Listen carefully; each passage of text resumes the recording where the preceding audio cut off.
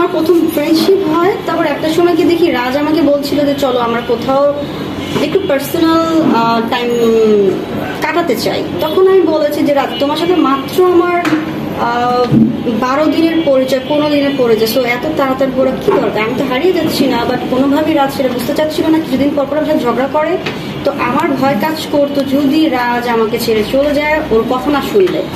এই ভয়ের জন্য আমি রাজের কথায় একসময় রাজি হয়ে যাই। তো আমাদের ফিজিক্যাল রিলেশনটা ওইখান থেকেই স্টার্ট। কি বলে মানে রাজি হয়েছেন কি বলেছে, রুমে নেওয়ার পরে কি শুরু করে দিয়েছিল নাকি? হ্যাঁ, কারণ রাজ আর আমি একদমই ক্রেজি দুজনেই, কোনো কিছু বোঝার অপশন ছিল না। এবং রাজ যে হিন্দু আমি ওই সময় জানতে পেরেছি, কিন্তু হিন্দু হলেও আমি আসলে কন্ট্রোল করতে পারি নাই, কারণ রাজকে আমি এতটাই ভালোবেসেছি। মানে একদিনই সবকিছু হয়ে গেছে? হলে তো 5 মিনিটে হয়, একদিন লাগে না। মানে একদিনই সবকিছু হয়ে গেছে নাকি? মানে একদিনই কি মানে একটা রাতে হয়েছে, আর একটা রাত টানা 2 মাস গিয়েছে।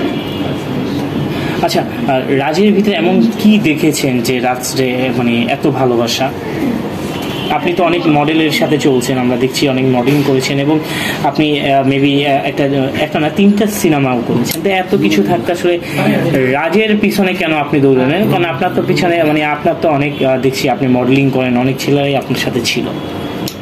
এবার আসি, বন্ধুত্ব পরিচয় হাই হ্যালো আমার সবার সাথেই আছে।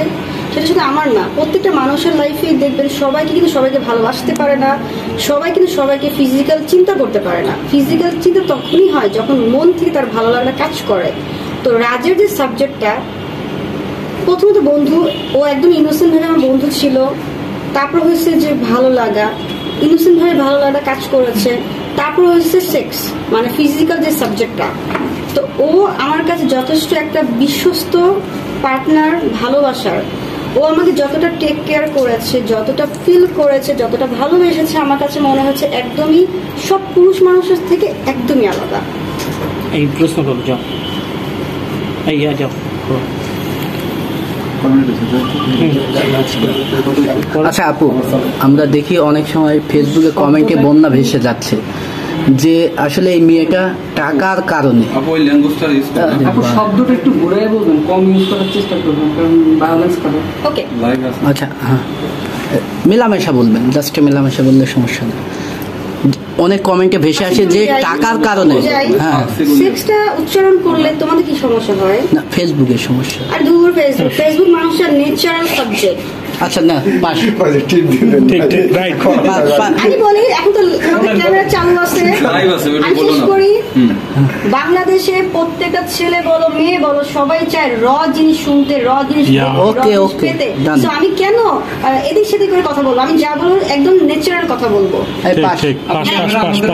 সংসার থেকে pass. Oh my God, please ওকে নাও। আপনি পাস করেছেন? আচ্ছা ওকে বলেন। আচ্ছা আপু, ফেসবুকে হাজার হাজার কমেন্টে ভেসে আসে যে এই মেয়ে শুধু রাজের সঙ্গে টাকার জন্য রাত কাটিয়েছে, জবাব দেন। আচ্ছা, ফেসবুকে যতগুলো আপু আছে, ভাবি আছে, বোন আছে, আন্টি আছে, খালা খালি আছে, যত কিছু আছে সবাইকে আমি একটাই কথা বলি, রাজের মা অলরেডি, যখন আমি রাজের মার বাসায় গিয়েছিলাম, রাজের মার বাসায় যখন আমি গিয়েছিলাম, অলরেডি রাজের মার পক্ষ থেকে আমাকে একজন বলেছে বিয়ে ছাড়া আর কি অপশন আছে এখান থেকে বিরত হওয়া। আমি শুধু একটা কথাই বলেছি, কি সেটা? তখন তারা বলেছে আমাকে 10 থেকে 20 লাখ টাকা দিলে চলবে। এখন অনেকে লাইভে আছেন, অনেকে ভিডিও হচ্ছে। আমি আবারও বলছি, রাজের মা আমাকে 20 লাখ টাকা প্রপোজাল করেছে যেন আমি রাজের লাইফ থেকে সরে যাই। কিন্তু দেখেন, আমি পুরান ঢাকার মেয়ে, আমার স্থানে বাড়ি ঘর আছে, আমার নিজের প্রপার্টি আছে, আমার ব্যবসা আছে। আমি কেন একটা হিন্দু ছেলেকে 2 মাসে ভালোবেসে এত কিছু করতেছি? এবং তার মা যেহেতু 2 মাসে আমাকে 20 লাখ টাকা দিতে চাইছে, তো বুঝতে হবে টাকার প্রতি আমার যদি লোভ থাকতো আমি ওই দিনই রাজের লাইফ থেকে ব্যাক করতাম। তো আমি শুধু রাজকে চাই, রাজের ভালোবাসাটাই চাই। আমার যে সম্মানটা হারাইছি সেই সম্মানটা আমি ব্যাক চাই। অনেক আপুরা বলে যে তুমি যদি না চাইতা ছেলে কি তোমার সাথে জোর করে আসছে শোয়ার জন্য? না, ছেলে জোর করে আসছে না, আমিও গেছি, ছেলেও গেছে। তার মানে কি আমিও ভালোবাসছি, ছেলেও ভালোবাসছে, রাজও ভালোবাসছে। তার মানে কি আমারও ভুল হয়েছে, রাজেরও ভুল হয়েছে, আমিও ভালোবাসছি, রাজও ভালোবেসেছে। তো সেই জায়গাতে আমি বলবো, যদি আমরা দুজন দুজনকে ফিল করি, ভালোবাসি, সেক্স করি, তো এখানে পাবলিকের সমস্যা কোথায়? আর রাজের ফ্যামিলির প্রবলেম কোথায়?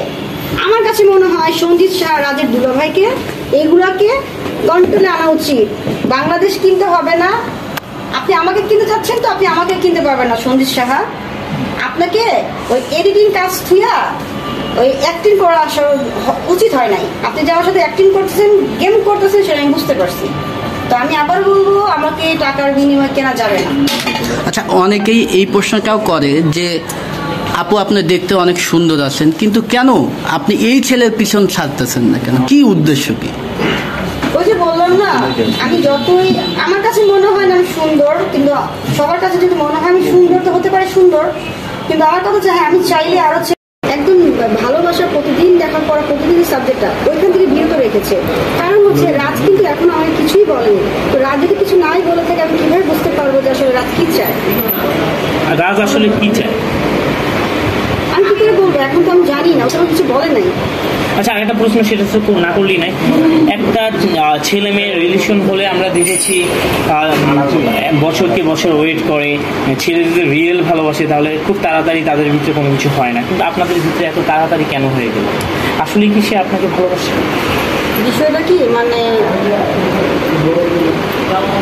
ফিল যেটাকে বলে, মানসিক ফিল, শারীরিক যে ফিলটা একদমই 100 রাজ এবং আমি, এর জন্য আমাদের একটা অ্যাক্সিডেন্ট হয়ে গেছে, যেটা আমি রাজ কন্ট্রোল করতে পারিনি।